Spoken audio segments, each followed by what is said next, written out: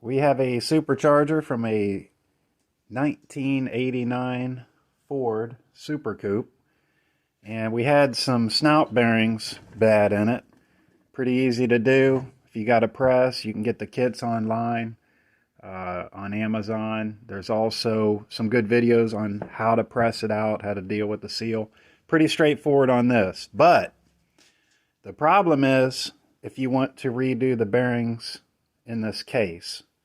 The back bearings, not a problem. You don't have to mess with the timing of these two roots to do the back bearings, which are roller bearings. The fronts, if you want to break the seal, put new seals in and two new bearings in the front, you're going to have to find a way to lock in the timing, like I attempted to do with these timing blocks. Made these on the milling machine. Got a copper nut here that you can lock the two root shafts in. Then you can rotate them so you can press one out, one at a time. Then my plan was to put them back in one at a time, connect the timing, and then press on my two gears. What happened, while I had this thing on the workbench, one of these came loose. I didn't have the copper nut taken off a grounding rod clamp, by the way. I didn't have it tight enough. It popped off. I lost my timing between the two roots, and I couldn't find really anything, including two tech manuals I looked at that would show me how to do it. Nothing on YouTube at the time that would show me how to retime this. Now, there is some people out there that sell a whole like module. Okay, it's sometimes they call it a root pack or a rotor pack, the new Teflon coated ones. I couldn't find one that fit this exact model for the Eaton Supercharger, but I decided to go ahead and just do the bearings and seals myself. Anyhow, back to the subject here. After I lost my timing block timing, I played around with a couple different ways to get these two roots aligned and pressing these gears on. I did all that with it out of the case. That's where I ran into a bunch of problems. So it was determined this thing has to be in the case to get your measurements, to get the timing, to get everything aligned right. And for this one, I took and I marked it. Now if you look in here, I got some X's and O's. All right, here's an X.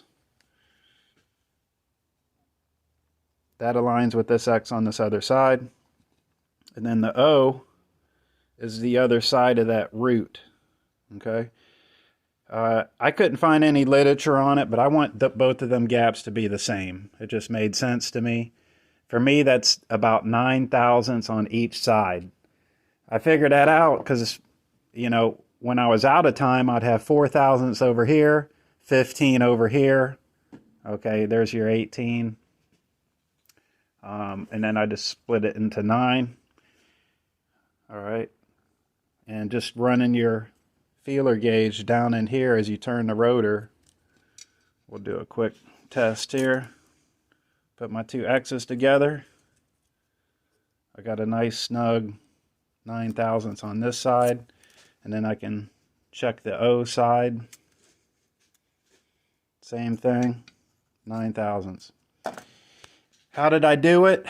I used some brass, some machinist brass that I picked up on, I think it was eBay or Amazon, different sizes. I came up with my 9 thousandths. I put it in just one side. I tried a couple different ways, wrapping it around the root and squishing it in there, and then tapping on my gear, okay, with a copper or a brass hammer. What I do is get this one, press it on halfway, okay. With this, you can do that when this is apart. I'm not going to go into that right now. But press this one on halfway. That way this gear is locked with this rotor, or this root. Then this one kept it loose. Okay, I aligned it with this gear over here that's locked. That way I can have some adjustment on this side. All right, once I felt I got my 9/1000ths between the two roots, what I do is smack this with the copper or brass hammer, thus locking the two roots together. And then the point I'm at right now is I'm checking to make sure I still have my 9/1000ths on both sides. I do. Great. So next thing, I'm going to pull this apart, put it back in the press, and finish pressing this back on all the way, right up to the bearing. And then I'll reassemble and recheck from there. When you do measure and set your clearance that you need here, which mine was 6/1000ths, I measured it before I disassembled. I didn't get that from any tech manual or anything, so I don't have one. I just came in and measured before I disassembled. As I mentioned earlier, I put a 10/1000ths shim under all 6 of these lobes.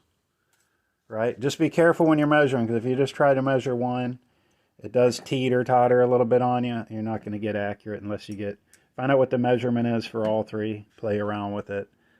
And then when you reassemble it, make sure you have the same. Now with mine, I have the 10/1000ths shim that I put under all of these. And then when I pressed it back together, removed the shim, I ended up with that 6/1000ths that I needed. Again, that was just trial and error. All right, here we're using a 3/4 inch socket, so when it pushes down, this shaft will not be impacted. Notice I do have a block of aluminum under here for this. Do not rest it on the bottom of the root, because then you're going to push the shaft through the root. We don't want to do that. We just want to push the gear down up until it just touches that bearing and no farther, because if you do, you're going to lose your gap that you need here. Okay, now I already have about a 6/1000ths gap right here. How did I get it? I used a 10/1000ths feeler gauge. I wedged it up in here on all of them.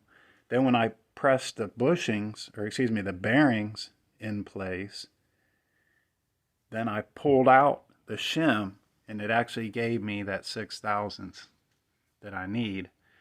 That was just trial and error, playing around with different shims until I came up with a shim that actually gave me what I needed after I removed it. So pressed it in, removed those 10/1000 shims, and it actually gave me 6/1000ths. All right, done with the press. It's looking good. I rechecked my clearance, which on mine I have 9/1000ths on each side. If you got a long set of feelers, that'd be even better. This did the job. I just bent it a little bit. Anyhow, getting these off, these gears. Some people may push them all the way through. Of course, putting this up in your press, supporting it, and then of course pressing this through. But what I wanted to do to control these gears and control the timing a little bit better when I reassembled was to pull them off with a puller, like this.